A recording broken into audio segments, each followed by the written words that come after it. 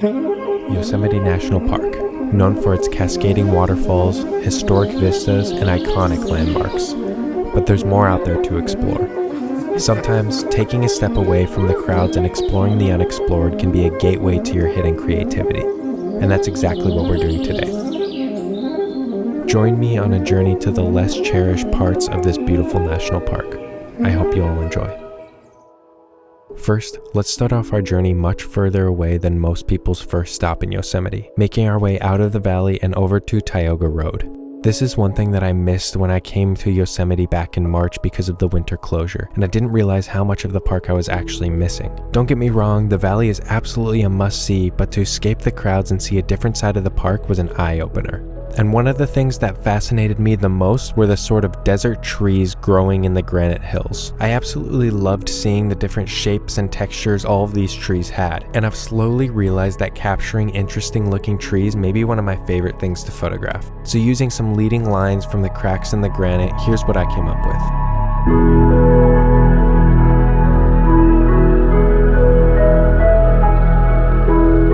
I should mention that, just like in March, the weather the entire time I was in the park was sunny blue skies and minimal clouds. However, I do think it worked for this image.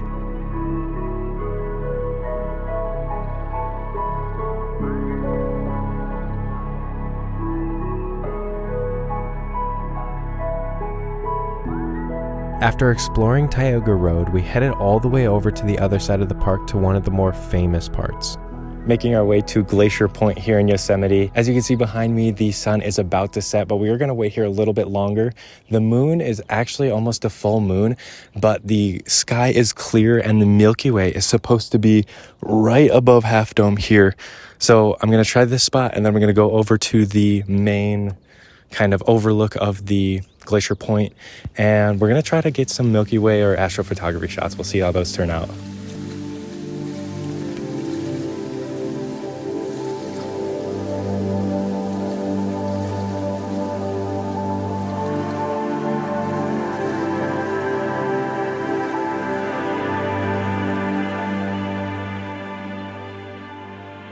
Unfortunately, as I figured, the moon was much too bright and the Milky Way core was a bit off to the right of the composition. This image is actually a blue hour blend, where the foreground was taken earlier in the day and then the sky was taken that night from the same location. This helps retain perfect detail in the foreground and also softer light. Another thing about the moon being so bright is that it caused super dramatic shadows that I felt to be a little bit too harsh. Nonetheless, the next morning we headed back up to Glacier Point for sunrise, and to our surprise, here's what we saw.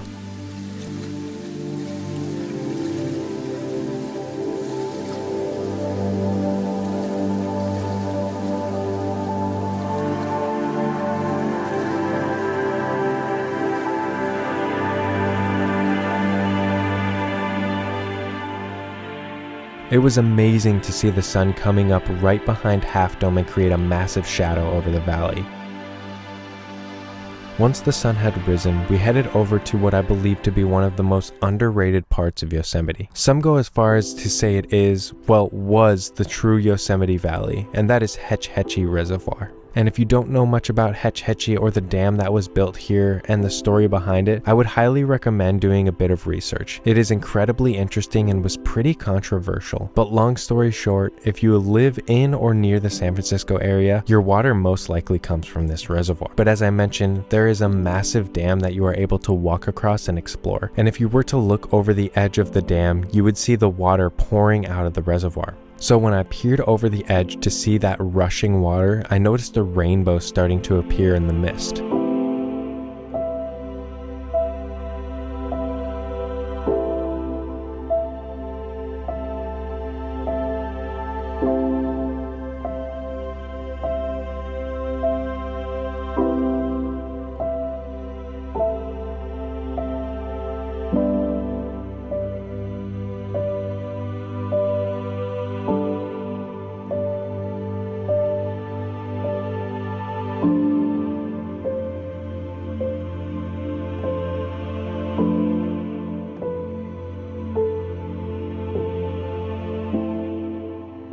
Next, although I mentioned we are going to be focused on the less visited parts of the park, I couldn't miss the opportunity of a sunset at Tunnel View. So, focusing more on the details of the scene, here's what I saw.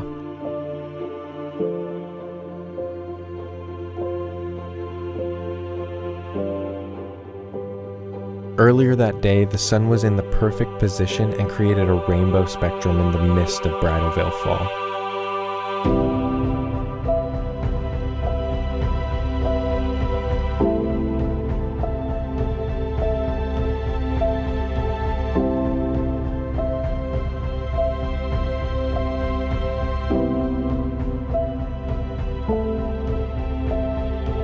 After snapping a few shots from Tunnel View, we headed down to the base of the falls to capture the last bit of the rainbow.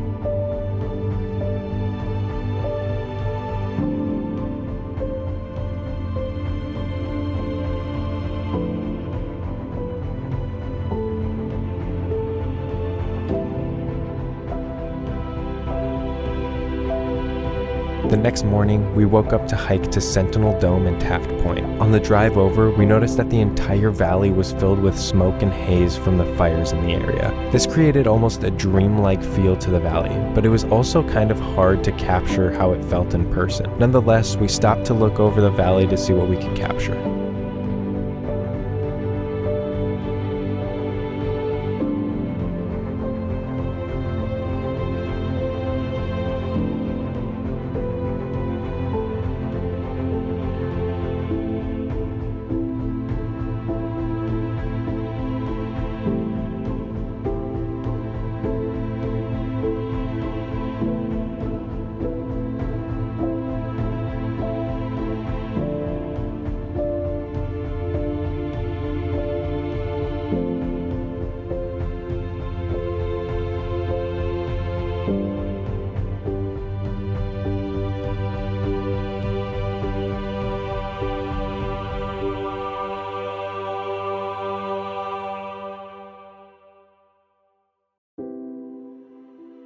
All in all, this trip was more or less a hiking trip more than a photography trip, with the weather conditions being fairly tough to photograph and the swarms of people for the nice summer weather. I wouldn't say this collection of photos were my favorite. However, that being said, I did have an absolute blast exploring some more of the park that I hadn't gotten to see the first time I was there. Coming here in the winter is definitely on my bucket list. But if you didn't already know, I started a Discord server for the entire community to come together, share photos, and give feedback, and then every month I will pick a winner from the monthly contest to feature in the Discord server. Other than that, if you could subscribe to my weekly newsletter for weekly updates, and then for vlog, blog, and other video updates if you can like and follow my Facebook page. Other than that, thank you all so much for watching, and I'll see you in the next one.